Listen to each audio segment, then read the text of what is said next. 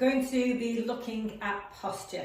So in this video, I'm going to run through a series of tests that you can do yourself to try and understand what good posture is, first and foremost, and then also to be able to evaluate you and your own body and start to notice where there might be shortfalls in your own posture, which might be caused from various restrictions in joints or muscle tightness, weaknesses. We don't always notice what's off in our bodies. So this is about really starting to use this as a starting point to get to know your own body. This is an approach that we need to apply over time and just really get to know our own body and listen to what it's telling us. Because from there, we've got really good information that we can use to tailor your program and the things we should be doing to keep good posture, keep good form when we're running to you. So you're not wasting your time doing something that you don't need, and you're just spending your time doing things that are about your body and are going to move the dial forwards. So we're going to be standing in what feels like just a neutral, natural position for you. Okay, I'm going to turn around while I explain what we're doing here.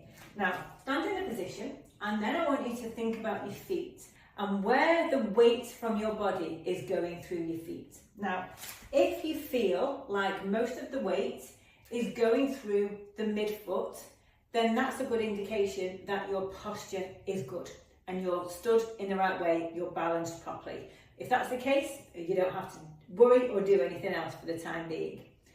If, however, you notice that your weight is primarily on the back foot, what's happening here is that your hips are tipping like this, so there's a bigger arch in your back. So to correct this, what we want to do is put our hand on one hand around our belly button and the other hand on our chest bone, and imagine that you're bringing your hands slightly closer together. So I'm going to show you this from the front. One hand on your belly button, the other hand on your chest, and feel like you're bringing your hands very slightly closer together. Something I also talk about is having your thumb on the bottom of your ribs, your finger on the top of your hips, and again, just pulling them together so you straighten up and you imagine there's a straight line going down through your hips towards your feet. When you do that, and this is pulling under and sometimes bringing your chest forwards, it's not just a change in your hips, it can be bringing slightly forward from the chest, but not moving your neck. You don't want to be cheating it by doing this. And then you should feel the weight go into the midfoot. Now, to keep yourself in this position is a different matter, because what you may well be aware of now is that your lower abdomen in particular is having to work quite hard to keep you in this position. But we want to just pay attention to that, because this is something that we want to become our new normal. So we want to stay for a minute and see what this feels like. Now, if you're noticing that your weight is on the front foot, then a couple of different things could be happening. You could be in a nice neutral spine, but leaning forward from the ankles slightly. And in that case, all you have to do is pull yourself back, and you should feel that weight go in towards the midfoot.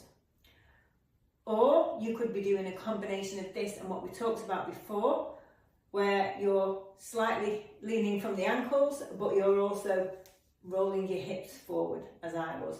So in that instance, you want to feel then that you're pulling back until you'll notice the weight going on from the front to the back. And then we want to do this correction here, and now we feel the weight going through to the midfoot as well. Something else you might notice is that you might be sort of slumped around a little bit here and there, feeling that can either be that you're feeling the weight on the front, depending on how you're standing, or on the back. But you see now it's primarily the curve in my back that is putting me in this position. So in this case, we want to lift up through the lower back, rolling the shoulders back.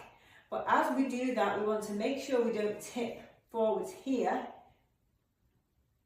So we're keeping this engaged, but rolling back the shoulders.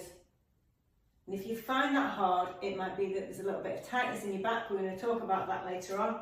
But again, you then want to think about what it's actually taking from a muscle engagement point of view to keep yourself in this new neutral. So one of the things that happens with our posture over time is it does get affected. It happens to all of us. It is caused by so many different things.